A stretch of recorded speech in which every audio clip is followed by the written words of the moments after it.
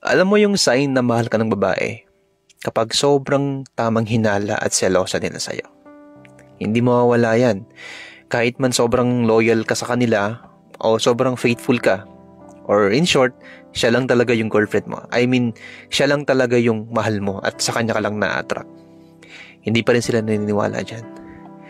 They want a consistent effort na patunayan mo sa kanila na sila lang talaga yung mahal mo. At ang babaeng selosa ay hindi toxic. Ibig sabihin lang yan, gusto nilang ipagdamot kung ano ba yung meron sa kanila. Ayaw nila na mapalapit ka sa ibang babae.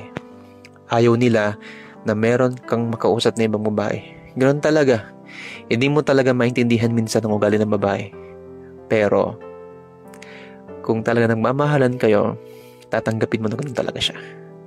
Dahil ang nature ng babae ay hindi sila mapapakalma hanggat ang alam nila sa jowa nila ay may kasamang babae.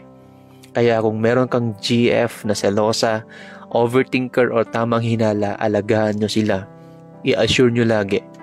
Update mo lagi. Dahil sobrang mapagmahal ng mga yan. Sila yung mga pinaka-sweet at pinaka-caring talaga sa relationship. At isa pa, kapag selosa at tamang hinala yan sa'yo, hindi ka mag-overthink sa kanya. Kasi focus siya sa'yo at focus siya sa relasyon niya.